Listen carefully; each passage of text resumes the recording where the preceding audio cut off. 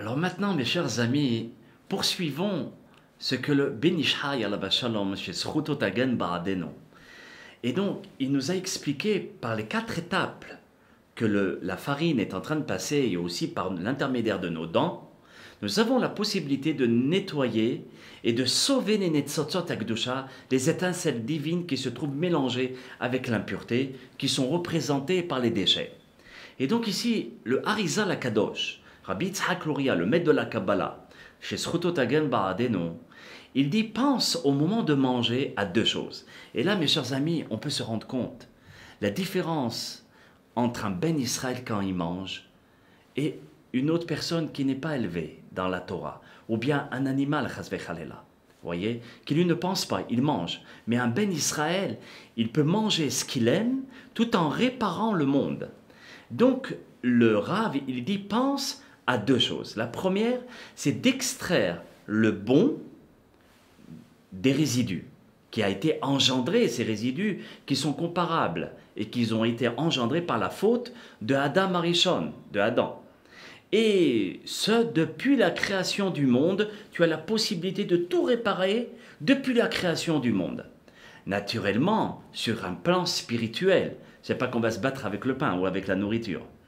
Et donc, sur un plan spirituel, on est capable de tout réparer. Ça, c'est la première chose à penser. Et la deuxième chose à penser, c'est de réparer les âmes qui peuvent revenir en réincarnation dans la nourriture et dans la boisson. Lorsque quelqu'un n'a pas terminé sa mission, parfois, il rentre dans la nourriture. Nous, à travers la bénédiction et par le fait de mâcher et de penser, la pensée que nous avons expliquée, d'extraire le bon du mauvais, c'est-à-dire les étincelles divines de l'impureté, on est capable de sauver ces étincelles et ces neshamot qui sont réincarnées, ces âmes qui sont réincarnées dans la nourriture et aussi dans la boisson. C'est pour cela que nos sages ont instauré de faire une bénédiction. Voyez, le Harizal, il ajoute un élément très très important. Et il souligne que c'est très important. Il dit une fois que nous devons avaler cette nourriture, qui a été mâchée, il insiste, il dit mâche-la très très bien. Parce qu'une fois qu'elle est dans l'estomac, le tikkun est fini. Vous voyez, le birour, le nettoyage du bien et du mal, c'est fini. Donc, ça rejoint exactement la médecine. Quand le Rambam, alav shalom, il nous dit, pour être en bonne santé, il faut manger assis, il faut mâcher convenablement. Et tant que ce n'est pas bien mâché, n'avale pas. D'un plan physique et aussi pour notre santé, on le comprend très très bien que ça peut être problématique pour la santé. Quelqu'un qui avale tout rond les affaires, c'est très mauvais. Mais maintenant, on le comprend même sur le plan spirituel. C'est exactement les mêmes répercussions. Donc cela veut dire que lorsque tu vas mâcher avec tes dents, tu es capable de pouvoir extraire et extraire tous ces étincelles divines. Une fois que ça tombe dans l'estomac, c'est là où se fait ce qu'on appelle le birour. Donc, ce qui est bon va avec le sang et le reste est rejeté par le corps. Voyez, donc c'est la finalisation du birour et des netzatzot akdusha. Donc si la personne ne mâche pas bien, il finit pas bien son tikkun. Voyez la réparation. Vous savez que nos sages ont instauré une bracha, un avant manger, comme nous l'avons expliqué maintenant par rapport à 6 libérations, et aussi une bracha après manger. Et le Rav Rabbi Yosef Haim, Zechor Tzadik Kadosh le bracha, il ajoute que même la bénédiction que l'on récite à table après avoir mangé, soit sur les gâteaux, ou bien sur les fruits, ou bien tout simplement réciter le Birkat Hamazon, constitué de 4 bénédictions.